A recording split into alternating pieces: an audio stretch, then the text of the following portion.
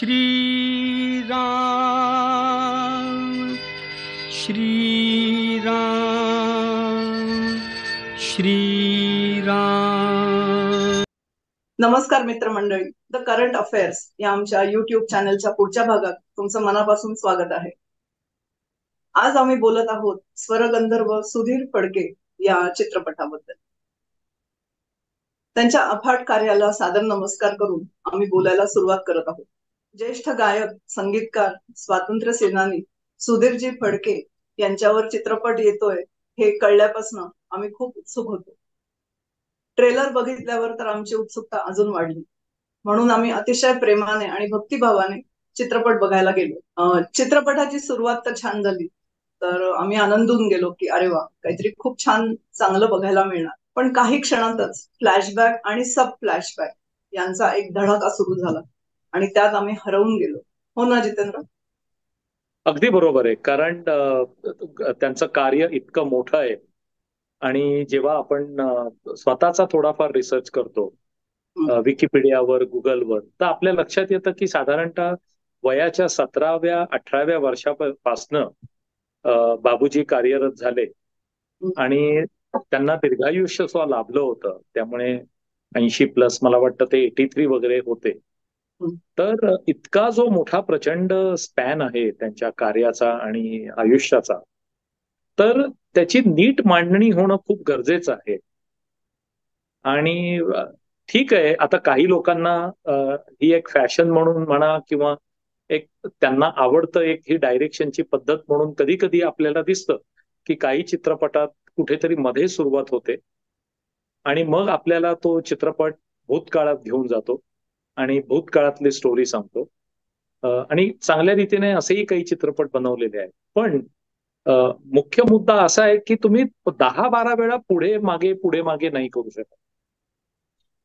तर ती सगळी गंमत जाते आणि ती शृंखला जी आहे, ती लिंक जी आहे ती तुटते आणि कठीण जातं बघणाऱ्याला की त्या सगळ्या प्रसंगांना नीट समजावून घेणं. दूरदर्शनवरील अतिशय लोकप्रिय व प्रसिद्ध असलेल्या प्रतिभा या कार्यक्रमात खरं म्हणजे आपण त्यांची मुलाखत ऐकलेली आहे. तू जसं म्हणालास की गुगलवर सर्च केलं तर आपल्याला सगळं मिळून जातं. तर मग परत ते चित्रपटात दाखवण्याची काही गरज होती का, असं मला वाटतं, नाही का? होय, मलाही तसंच जाणवलं. म्हणजे खटकलं असंही म्हणायला हरकत नाही की म्हणजे तो चित्रपट कुठल्या दृष्टीने दाखवावा. म्हणजे बाबूजी स्वतःची स्टोरी सांगतायत का त्यांच्या कोणी निकटवर्तीय बाबूजींचं सगळं आयुष्य आपल्याला समजावून सांगतायत. तर अशी एक ती भूमिका स्पष्ट होत नाही. आणि म्हणजे एवढा प्रचंड कार्याचा त्यांचा आवाका होता, तर ते गोष्टी रूपात जर पुढे आलं असतं, इंटरव्ह्यू या रूपात पुढे येण्याच्या ऐवजी, तर ते जास्त भावलं असतं. सांगणं ही एक कला आहे आणि इतका मोठा चरित्रपट आहे बाबूजींचा. तर त्याच्यामधलं काय निवडायचं, काय सोडायचं, कशाला महत्व द्यायचं, कशाला नाही द्यायचं, हे ठरवणं खरंच खूप मुश्किल आहे. म्हणजे दिग्दर्शकाची खूप दमछाक झाली असणार हे सगळं करताना, नाही का? हो, म्हणजे असं आपण गृहीत धरू, पण प्रत्यक्ष असा अनुभव आला नाही की खूप छान विचार झाला होता की त्यांचं सगळं आयुष्य आहे ते कसं उलगडायचं. आणि म्हणजे आपल्याला असंही म्हणता येईल की इतक्या मोठ्या प्रचंड कार्यात आणि आयुष्यात 5 ते 6 टप्पे तरी नक्की छान आलेले असावेत. आणि त्याची सुरुवात झाली की उपजतच त्यांच्याकडे काही अद्भुत अशी कला होती. आणि एका इंटरव्ह्यूत त्यांनी स्वतःही तसं नमूद केलेलं होतं की एक प्रकारे ही देवाची कृपा की इतक्या लहान वयात स्वरज्ञान असणं आणि पटकन एखादी गोष्ट आत्मसात करणं, गुरुजी शिकवतायत त्याप्रमाणे ती परत ते त्यांना तसं गाऊन दाखवणं, गळ्यात नाही काढणं, स्वरलेखन करणं वगैरे. तर हा एक पहिला टप्पा होता त्यांच्या आयुष्याचा की मुळात त्यांना स्वरज्ञान खूप छान होतं आणि गुरुजींना आणि त्यांच्या इतर काही निकटवर्तीयांना त्याची जाणीव झाली आणि त्यांनी त्यांना प्रोत्साहन दिलं आणि तिथून तो सगळा प्रवास सुरू झाला. आणि पुढे जसे 5-6 टप्पे त्यांच्या म्हणजे आयुष्यात येत गेले आणि कशी ती कला फुलत गेली आणि कसे त्याला अजून त्या याला पैलू पडले त्यांच्या कौशल्याला, तर अशा रीतीने ती चित्रपटाची जर म्हणजे उलगडला गेला असता तर तो खूप आपल्याला जास्त आवडला असता. बरोबर आहे तू म्हणतोस. आदिश वैद्य ज्याने तरुण सुधीर फडकेंची भूमिका केली तर ती खूप छान केली त्याने. म्हणजे ते सगळे त्यांचे परिश्रम आणि त्यांचे कष्ट किंवा त्यांना हाल सोसावे लागले ते खूप छान दाखवलं त्यांनी. पण तरी ते कुठेतरी काहीतरी कमी आहे असं सारखं वाटत राहिलं नाही का? अगदी खरं आहे. आणि माझं म्हणजे स्पष्ट मत आपण जर मांडलं दोघांनी हम्म. तर असं हम्म. म्हणायला हरकत नाही की बाबूजी खूप नम्र होते आणि अत्यंत म्हणजे मऊ स्वभावाने आणि अत्यंत प्रेमाने आणि आदराने ते अनेक लोकांशी किंवा सर्वांशीच वागत होते. पण नम्रपणा आणि सचोटी अ, हे जे दाखवणं आहे पडद्यावर तर त्याचं कुठेतरी रूपांतर एस्पेशली ह्या वैद्य कलाकाराकडनं हा. की अजिजी किंवा कारुण्य अशा रूपाने ते पुढे आलं. हम्म. आणि जेव्हा बाबूजी म्हणजे त्याचे कॅरेक्टर मोठं झालेलं दाखवलंय आणि नंतर बर्वेंनी जी भूमिका केली आहे तेव्हा ते तो इफेक्ट आणू शकले हो.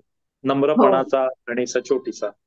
पण बरोबर. जो तरुण कलाकार आहे तर ती अजिजी किंवा कारुण्य असं जास्त व्यक्त झालं तर ते पटत नाही. हो बरोबर आहे. तरुण बाबूजी जेव्हा मुंबई सोडताना दाखवले सगळे मित्रमंडळी त्यांची बॅग भरत असतात आणि तो प्रसंग चांगला घेतलाय. तर त्यांच्या प्रतिभा आणि प्रतिमा या मुलाखतीमध्ये त्यांनी सांगितलंय की टीव्हीची पहिली स्टेज होती म्हणून त्यांनी मुंबई सोडलं. पण आय हम्म. थिंक हा जो उल्लेख आला असता ते मुंबई हो. सोडताना त्या प्रसंगात तर आपल्याला पण कळलं असतं की हा ओके हे कुठे चाललंय सगळं असं तरी कारण काय आहे सोडण्याचं. खरंय. म्हणजे त्यांनी जे खडतर आयुष्य जगलं तर हम्म. ते दाखवणं बरोबर गरजेचं होतं. पण ते खूप ताणलं गेलं असं मला वाटलं. आणि हम्म. त्याच्यात त्यांनी नेमके प्रयत्न काय केले ते पुढे आले नाही. बरोबर. म्हणजे ते काही वर्ष तरी कुठे राहिले, मित्रांकडे राहिले, इतर काही हालापेष्टात राहिले. हम्म. पण त्या हालापेष्टा काढताना नक्कीच हे आपण गृहीत धरून चालू शकतो की ते काहीतरी करत होते तेव्हा सुद्धा. तर ते नेमके काय प्रयत्न करत होते आणि भले मनासारखं यश त्यांना मिळत नव्हतं पण थोडंफार ते स्वतःला म्हणजे तू सर्व्हाइव्ह असं जे म्हटलं जातं तर हो. त्या रूपाने काहीतरी ते थोडंफार करत होते.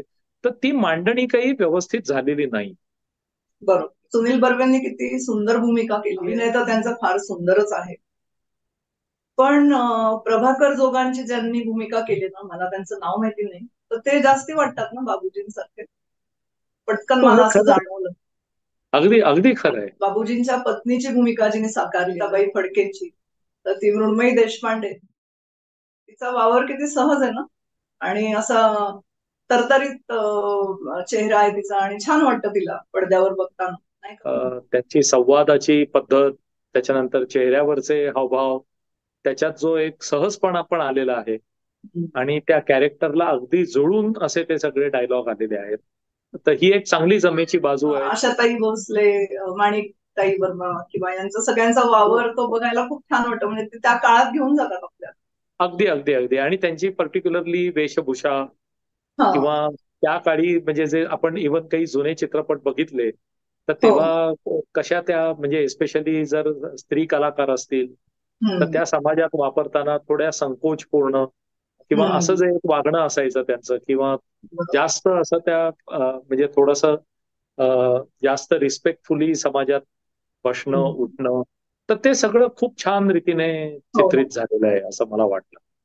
खरं आहे. आपल्याला अजून एक काम ज्यांचं आवडलं ते म्हणजे सागर तळाशीकर. त्यांनी गदिमांची भूमिका केली. गदी माडगुळकरांची. ती तर हो, ती फार फारच. अप्रतिम आहे.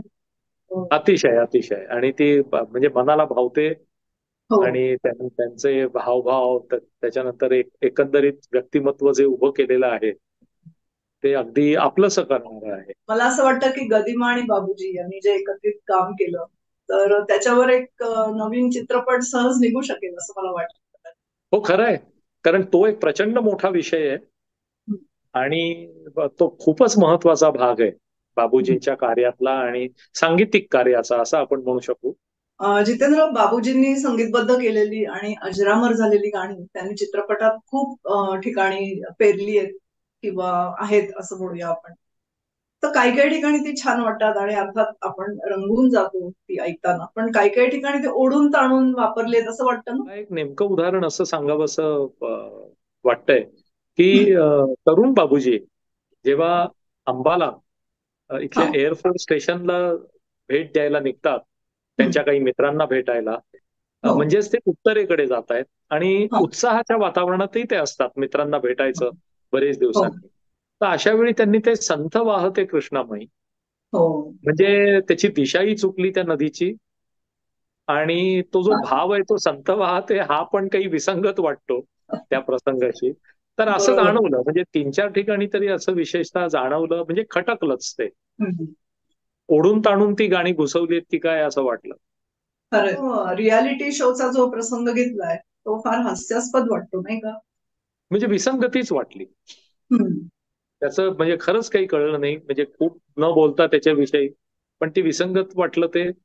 आणि काहीतरी वेगळ्या रीतीने जर त्यांना काही इंट्रोड्यूस करायचं असतं तर करायला हवं होतं असं वाटलं. बरोबर. बाबूजींचं कार्य इतकं मोठं आहे आणि त्यातला सगळ्यात मोठा भाग जो म्हणजे सगळ्या महाराष्ट्रावर ज्यांनी सत्ता गाजवली ते म्हणजे गीत रामायण. आणि मी असं गुगलवर नंतर बघितलं की ते अनेक इतर भारतीय भाषांमध्ये भाषांतरित झालेलं आहे. म्हणजे हे अजूनच अद्भुत आहे खरंच. बाबूजींचा चित्रपट आपण बाबूजींच्या जीवनावरचा चित्रपट बघायला जातोय, तर हो. संगीत हाच त्याचा स्थायी भाव किंवा संगीत हेच त्याचं मर्म असलं पाहिजे असं मला वाटलं नाही का. म्हणजे खरं. तो सांगीतिक प्रवास उलगडून जो त्यांनी दाखवला, हिराबाई बडोदेकर आणि सैगल यांच्या गाण्याचा त्यांच्यावर कसा प्रभाव पडला हे त्यांनी मुलाखतीत सांगितलेलंच आहे. त्याचा उल्लेख खरं. खरंच यायला हवा पाहिजे नाही का. अगदी अगदी अगदी पूर्णपणे पटतंय हे. कारण आपण जेव्हा बाबूजींची काही आठवणी किंवा त्यांचे इंटरव्ह्यू जर ऐकले, तर त्यांनी विशेष नमूद केलेलं आहे की त्यांना गायन कला आणि स्वरांचं ज्ञान जरी असलं तरी विशेषतः तरुणपणी त्यांना स्वतःला असं जाणवलं होतं की इतर काही त्यांचे मित्र किंवा त्यांच्या आजूबाजूचे काही कलाकार ते इतक्या प्रभावीपणे गात असत आणि इतका जास्त चांगला प्रतिसाद लोकांकडनं त्यांना मिळत होता. तर त्यांनी त्याचं स्वतः विश्लेषण केलं. म्हणजे हा एक खूप कौतुक करण्यासारखा मुद्दा होता की ते अभ्यासक होते गाढे, आणि त्यांनी ह्या गोष्टीचा पाठपुरावा केला की आपल्याला सुद्धा असं जर गाणं जास्त रंजकदार बनवायचं असेल तर काय केलं पाहिजे. तर असं करणारे जे कलाकार होते तर त्यांच्याकडनं काय आपल्याला शिकता येईल ह्याचा त्यांनी अभ्यास केला. आणि हो. ह्याचा ही गोष्ट खूप महत्वाची होती आणि ती नमूद झाली नाही असं मला वाटतं. आणि दुसरं गीत बरोबर. रामायणाचं जसं तू म्हणालीस की तो केवढा तरी मोठा एक टप्पा त्यांच्या हो. सांगीतिक जीवनातला होता. तर ते गीत हो. रामायण लोकांसमोर आल्यानंतर इतका प्रचंड प्रतिसाद त्यांना मिळाला आणि बाबूजी स्वतः खरंय. गावोगावी शहरी अनेक प्रोग्राम त्यांनी त्या संबंध गीत रामायणाचे केले. तर हे जास्त प्रभावी रीतीने मांडता आलं असतं. आलं पण असतं. ते हो. मला वाटतं खूपच ओझरतं आणि कुठल्या तरी वेगळ्याच एका भूमिकेतनं ते सादर केलं गेलं. तर ते बरोबर. कुठेतरी खटकतं मनाला बघता. ते गीत रामायणाचा प्रसंग दाखवताना असं दाखवलंय, लोक रेडिओची पूजा करतात, फुलं वाहतात किंवा खरंय, हार खरंय. घालतात. ते फारच मस्त वाटतं आणि आपल्याला आपल्या आजीची आठवण येतेच ते सगळं बघताना. बरोबर, बरोबर. बाबूजींचं जे जीवन आहे म्हणजे सांगीतिक जीवन आहे ते जर उलगडून दाखवायचं असेल आणि ते अमराठी लोकांनी पण जर बघायला हवं असेल तर हा चित्रपट तो प्रभाव आणू शकेल का. तेवढा प्रभावी तो झालेला नाहीये, म्हणजे स्पष्टच जर बोलायचं झालं तर. कारण बर. एखादं जेव्हा चरित्र आपण बघतो आणि म्हणजे उदाहरणच जर द्यायचं झालं तर आपण इतर काही चित्रपट, इतर काही दिग्गज मराठी कलाकारांवरही आता झालेले होते. हो. त्याच्यानंतर आत्ताच आपण एक हिंदीत सॅम माणेकशॉ ह्या एका मोठ्या हो. मिलिटरीच्या जनरल, त्यांच्याविषयी तो जो चित्रपट झालेला होता. तर त्याच्यात कसं होतं की ते जे मुख्य व्यक्ती आहे ती, तर त्याचं जीवन, त्या जीवनातले मुख्य टप्पे आणि शेवटी तो चित्रपट संपताना की एक टेकअवे लोक त्याच्यातनं काहीतरी घेऊन जातात की बरोबर. बाबा हा माणूस की परिस्थितीला चांगला झगडून त्याने काही चांगल्या गोष्टी त्याने अचीव्ह केल्या. म्हणजे ह्या काही चित्रपट आल्याच नाहीयेत असं नाहीये, पण त्या प्रभावीपणे त्याची मांडणी झालेली नाही. आणि बरोबर. विस्कळीत टप्प्याटप्प्याने ते नीट न आल्यामुळे की शेवटी बाहेर पडताना की असं म्हणजे खूपच पॅचवर्क झाल्यासारखं आपल्याला वाटतं ते सिनेमात. अनेक गोष्टींची सरमिसळ आणि भेळ झाल्यासारखं वाटतं. आणि थोडं दुःख होतं की आपण ज्या अपेक्षेने गेलो, आपण ज्या श्रद्धेने गेलो, आणि खरं. दुसरं बाबूजी आणि त्या सगळ्या आठवणींच्या दृष्टीने सुद्धा विचार करता की त्यांचे जे अनेक वर्ष ह्यापुढे हजारो श्रोते आणि रसिक जे त्यांची हो, आठवण काढतील, तर त्यांच्या समोर एक हो. अजरामर कृती निर्माण करता आली असती या फिल्मच्या रूपाने. बरोबर. आणि तर ती कुठेतरी संधी हुकली असंच शेवटी मनात आलं बाहेर पडताना. एक ठराविक वयोगट सोडला तर बाकीच्या वयोगटाचे लोक हा चित्रपट बघतील का नाही, मला खूप शंका आहे. खरंय. आपण पाहायला जाताना आपल्याला माहिती असलेले बाबूजी घेऊन गेलो, पण ते चित्रपटात आपल्याला भेटलेच नाही. त्यामुळे हुरहुर लागून राहिली. तर मंडळी, आम्ही चित्रपट बघून आमचं मत मांडलं. तुम्ही चित्रपट बघितला असेल तर तुम्ही तुमचं मत कॉमेंट्स मध्ये सांगा. पुन्हा भेटूया पुढच्या भागात. तोपर्यंत द करंट अफेअर्सचे आधीचे भाग बघत राहा आणि पुढे येतील तेही भाग बघत राहा. धन्यवाद.